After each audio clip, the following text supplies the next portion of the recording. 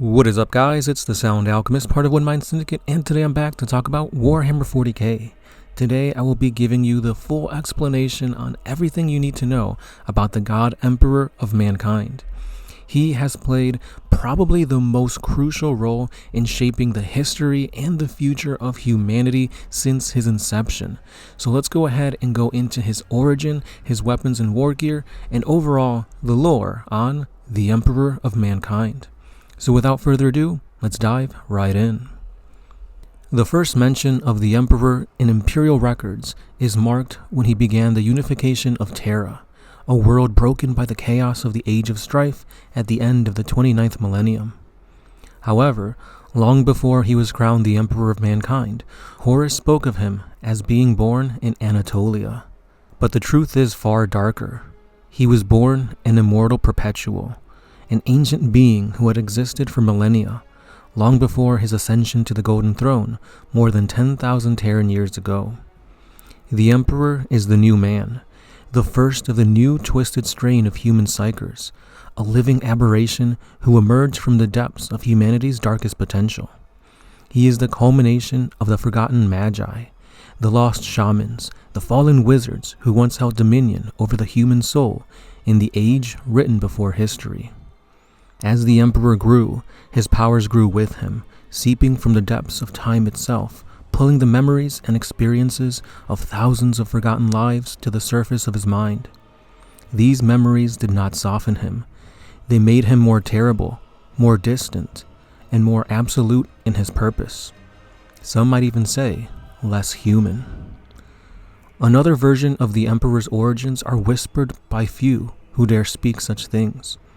They say that he was born with mortal siblings, as an unremarkable child in a primitive Neolithic village along the Shakaria River in Anatolia. This tale is only a fragment of the truth, for the horrors of his early life left him unchanged. His father, a man of no great importance, was slain by his own brother, and as the boy who would become the emperor prepared his father's body for a barbaric funeral rite, he was struck by a vision. Without rage, without mercy, the child approached his uncle, and with the smallest of gestures, ended his life. The act was not one of vengeance or of justice. It just was the cold and clinical assertion of power, a demonstration that the boy was already beyond the primitive squabbles of such mortals. His uncle's heart was stilled with a flick of his mind, the power to kill flowing through him as naturally as breathing. No sorrow marked his face. No malice tainted his actions. In that moment, the Emperor realized the truth. Humanity was a beast that needed to be controlled, for it could not be trusted to govern itself.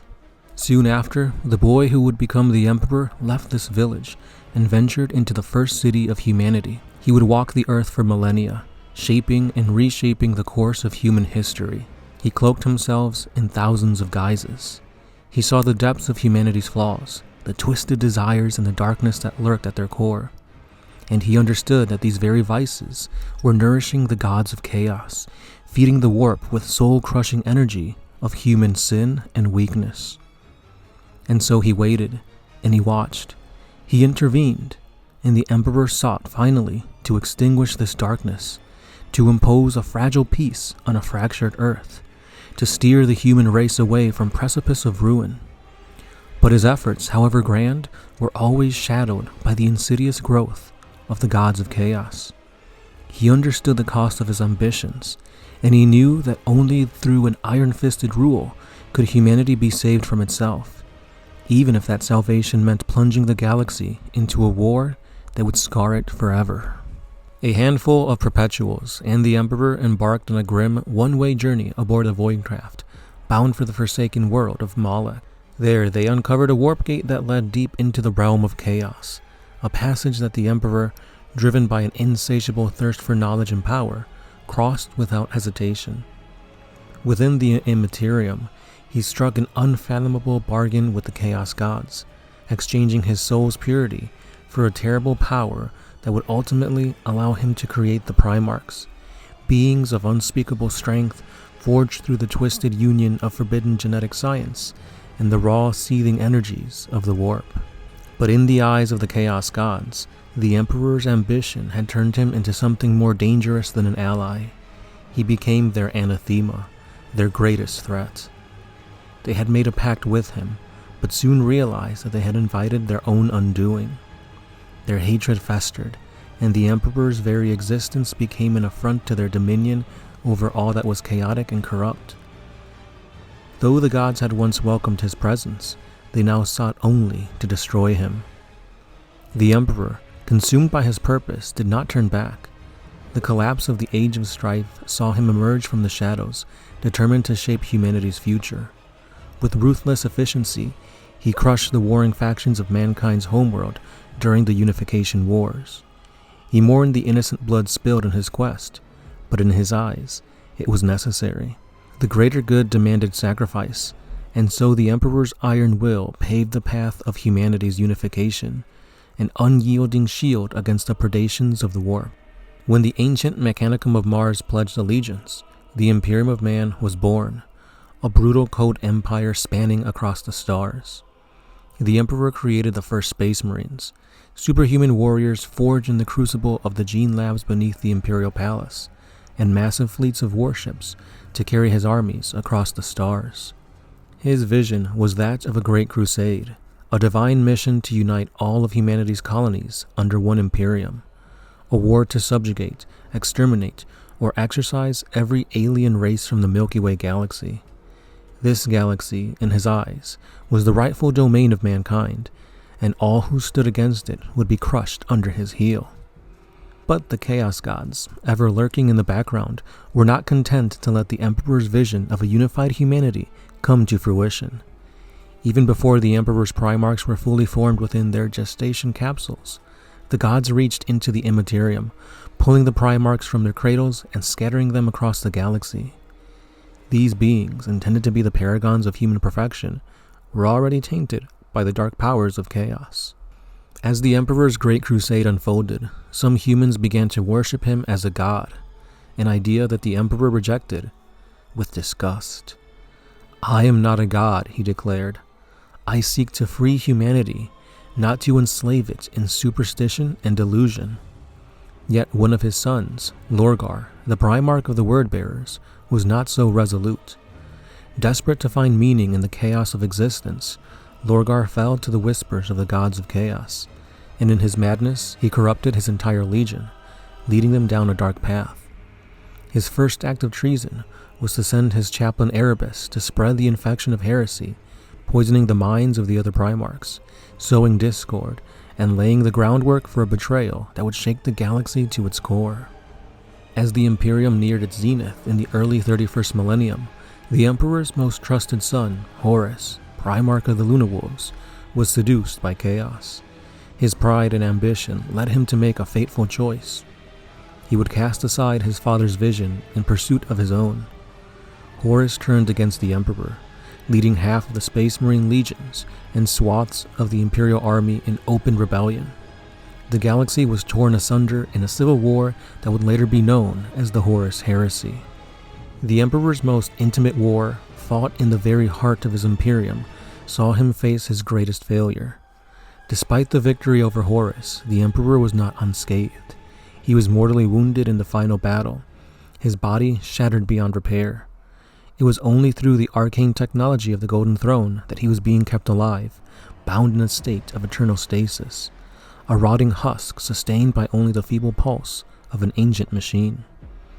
Trapped in this broken form, the Emperor's mind was freed to wander the Immaterium. Yet even in this forsaken state, he continued to strain against the darkness, still clinging to his vision of humanity's future. But that future grows ever more distant, and with each passing moment, the Emperor's influence wanes, lost within the tides of the warp. Even as he seeks, in vain, to steer humanity towards salvation, he tries with all his might. Now that we know the origins of the Emperor of Mankind, let's go ahead and move on to his weapons and war gear. The strongest being in the Imperium is without a doubt the Emperor, or should I say, he was. He's probably the closest mortal, if you could even call him that, to becoming a god. His feats are numerous, his influence has spread across the stars, and even in his half-death state, he continues to be a force of hope for all of humanity. Being alive for tens of thousands of years has given him untold knowledge and fighting skills beyond any mortal. He is an expert swordsman, as can be seen when he wields his new flaming blade. His sword was a blue steel shimmer, too fast to follow with the naked eye. He moved through the orcs without seeming to move at all, simply existing at one point to kill, before appearing elsewhere to reap green-skin life after life. Each blow struck with the force of an artillery impact, shattered bodies flying from his sword as though they had been struck by a bomb blast. However, his flaming sword isn't the only weapon he wields to battle. He also wields a highly modified lightning claw. His outstretched gauntlet blazed white gold fire that blew apart his enemies into explosive bits of cinder and ash. The massive gauntlet battering orcs to mere bones with every punch. For his true strength lies in his psychic abilities. With metal and bolt, he becomes a whirlwind of death and destruction. But with his warp powers, he's an unstoppable maelstrom that none can stand up against. He crushed them with an invisible coil of force, repelling their gunfire with thoughts, and turning the orcs to mere ash with a look.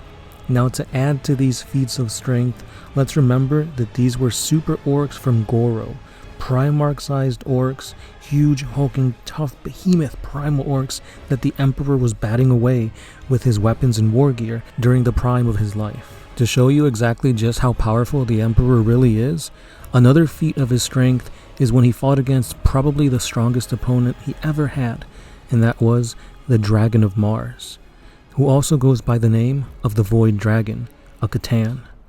This ancient being devoured the very stars and was capable of decimating entire civilizations and worlds. Most Catan that we see are mere fractions of their whole, and still capable of mass destruction. The Emperor took on one of these godlike beings at its strongest, and won. He then used it as a bargaining chip to bring Mars and their cult of technology as allies with Terra.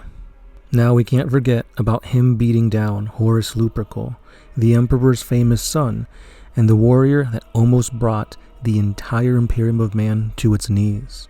Upon the vengeful spirit, the Primarch Horus had already killed his brother Primarch Sanguinius, and he was empowered by all four of the Chaos Gods.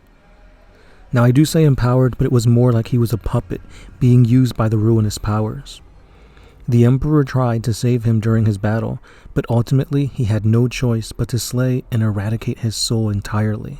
Now I could go into detail as to how this battle really went, but I feel like that in and of itself could be an entire video, so go ahead, like, comment, and subscribe so you guys can stay tuned for that epic video when it does come out. So like I said before, the Emperor can heal wounds near instantly, repair machinery, and there's pretty much nothing he can't do with his psychic abilities. However, in the state that he's currently in, he can't do pretty much any of that anymore. He's using his entire mind, body, and life force to sustain the Astronomicon, to help humanity be that guiding light. One of the things that I haven't mentioned in this video so far is that the future of the Emperor is really bleak. He is rumored to be attaining apotheosis as he's sitting on the throne, almost achieving godhood, and when he does, he will be the fifth god of chaos, the Dark King. As the Emperor felt the weight of Horus's growing power, he realized with bitter clarity that victory was no longer within his grasp. The walls of Terra trembled, and the Emperor knew that only through unspeakable sacrifice could he win. In the face of inevitable defeat, he turned to the warp, drinking deeply from its maddening currents, pulling from it an unimaginable power, one that no mortal, no god should dare wield. The transformation was immediate and catastrophic. The Emperor's form became that of an obsidian sphere, crackling with violent arcs of lightning. A godling born of pure rage and desperation was here. The very air around him seemed to scream, warping and distorting under the weight of his power and his blind fury. He killed all that stood too close. His custodians, the last of his loyal defenders, were reduced to mere charred husks, their once pristine bodies blackened and twitching like marionettes caught in the throes of death. There was no mercy, there was no thought, only the raw, uncontained force of the warp, consuming anything and everything. The Emperor's advance through the inevitable city was a path of annihilation. demons, the lost and the damned, all who had turned against him fled in terror. Even the traitor legions, those who once swore unyielding fealty to him, recoiled in fear before the looming figure that was no longer human. The Emperor was becoming something else, a thing of pure, mindless wrath. He had already begun his ascent into a chaos god, but he was blind to it. He was convinced that it was necessary, that this was the only way to kill Horus, to save humanity from the endless tides of damnation. He believed it was a necessary corruption, and that there could be no other way. Malcador, his closest confidant, could feel the change. The Emperor's aura was now a vast insidious presence, and it shook the foundations of reality itself. The pain was unbearable, and yet Malcador's concern wasn't just for the physical realm. No, it was for the soul of the Emperor, the last vestige of his humanity, slipping away under the weight of the warp's maddening touch. Malcador feared that he had gone too far, but it was already too late for words. The Emperor had already crossed the threshold. And then, against all odds, came a voice from the past. Alania's person, once a loyal servant, now an old friend, stood before the Emperor. He was joined by John Grammaticus, Leetu, and Garviel Loken, men who had borne witness to the Emperor's light and his darkness. They did not speak as soldiers, but as men who had once known the Emperor before he had become this thing. Person stepped forward, his voice steady but heavy with the weight of years. He spoke of humanity. He spoke of the Emperor's original purpose, reminding him of who he was before the power of the warp had tainted his soul. The Emperor, his thoughts fractured and disjointed, was taken aback. The sight of Person, after so many lifetimes in this moment, at this juncture of fate, stunned him. It was as though the universe itself had conspired to put the one man before him who could save him from himself. Person, with the wisdom of the long dead, spoke of faith, of hope, of the frailty of humanity, and in that moment he reminded the Emperor of the impossible choice he had to make, even if it meant the ultimate destruction of everything he had fought to protect. And in that fragile instant of clarity, the Emperor hesitated. With a violent soul-rending roar, the Emperor of mankind tore himself from the grasp of the warp. The power he had so recklessly unleashed cascaded forward in a final cataclysmic explosion. The very fabric of Terra and the vengeful spirit trembled. The madness that had plagued the traitors and the demons, the horrors that had gripped the minds of all who stood against him, began to dissipate. It was a brief moment of purging light in the heart of darkness, and it came at a price. The Emperor had torn himself free from the abyss, yet the weight of what he had done nearly became something that would linger on him forever. Humanity's future then hung by a thread, and the Emperor stood at the precipice, no longer a god but a man, one who was uncertain if he had made the right choice. So what exactly is the Dark King? The Dark King is the shadow that lurks within the Emperor, the reflection of all that he refuses to confront, buried deep within his subconscious. It is the cold, calculating, and emotionless aspect of his being, the side that sees the Primarchs not as sons, but as tools, as weapons to be wielded in his grand design. The Emperor who burned the last church on Terra, knowing full well that its destruction was a necessary step in the path he had set for humanity, no matter at the cost of those who still clung to their fragile faith. The Emperor who launched the Great Crusade not for glory, but to erase all potential threats to humanity, to cleanse the galaxy of anything that could undermine his vision. It is the Emperor who is willing to sacrifice anything, everything, and anyone, no matter how heinous, to ensure the survival of his Imperium.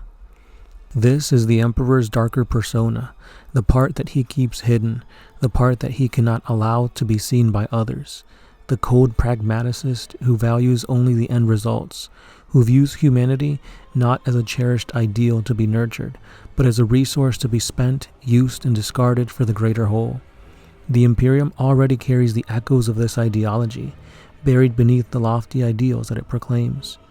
Billions of guardsmen are sent to die without hesitation, their lives no more than a currency to fuel the Emperor's war machine. The Space Marines and Custodes, stripped of their humanity, embodying a system in which men are asked to forsake their own lives and futures to protect this greater good. And entire planets being sacrificed, their ecosystems ravaged, their resources drained, all in the name of maintaining the fragile infrastructure needed to protect the few. This Dark King, ascended, would be the embodiment of cold logic and unfeeling necessity. He would be the god of humanity's unvarnished truth, that survival demands sacrifice, that nothing can be allowed to stand in the way of the greater whole. He would be indifferent to the suffering of individuals, seeing it as an unfortunate but necessary cost in the march towards humanity's ultimate destiny. Hope, despair, honor, virtue, they would be meaningless to him. There would be no place for ideals or lofty aspirations, for the world would be a place of raw, unblinking survival. The Dark King would not be a god of faith, but a god of unrelenting pragmaticism, a force that cares not for the individual, only for the outcome of the grand. Unlike the other chaos gods who thrive on emotion, the Dark King would represent an absolute indifference. There would be no room for belief, no place for virtue. All would be torn down in his wake, reduced to their utmost base. Utilitarian function. No more would there be hope or despair, for in his domain nothing mattered except the cold, unfeeling march towards the future. The human spirit, twisted by necessity, would become a thing of pure apathy, indifferent to the world around it, driven only by the relentless logic of survival. And yet, to fully become this god of apathy, this god of death, the god of indifference, it would mean the extinction of what the Emperor had once been, the part of him that loved humanity, that dreamed of a better future, that held faith in his species' potential to thrive. This part of him, the part that aspired to the highest of ideals, to hope and sacrifice, to love and virtue, would need to be cast aside. It would be the birth of the Star Child, in its purest expression of the Emperor's idealism, the side of him that still believed in humanity's potential and saw something worth saving, no matter how corrupted or broken the universe had become. In the end, the Emperor would face the greatest of all choices, to succumb to the darkness within, to embrace this cold, calculating, indifferent Dark King, or to release that darker side and allow the Star Child to ascend. It is a choice that would define not just the Emperor, but the entire Imperium. For as the Emperor shed his darker self, he allowed the Star Child to embody the virtues he had once hoped humanity would live by. The capacity to endure, to sacrifice, to believe in something greater than oneself, even when the universe itself offered nothing but suffering. And with that being said, guys, that is the end of everything you need to know about the Emperor of Mankind. Let me know your thoughts, and if there's anything you feel that I should have said about the Emperor that I didn't say here. I mean, there is a ton of lore on this guy, this perpetual who's been alive for thousands of years, who had a relationship with Erda, the mother of the Primarchs. He literally, I could probably do like a whole nother video or two on just his early life. But again, let me know if there's anything you want to see in a separate video, and what did you think about this one? As always, guys, don't forget to like, comment, share, and subscribe for more videos. But yeah, that's all I got for today. Thank you for watching, thank you for listening, and I'll see you guys in the next one. This has been the Sound Alchemist, part of One Mind Syndicate, and I'll catch you then. Peace. Oh, if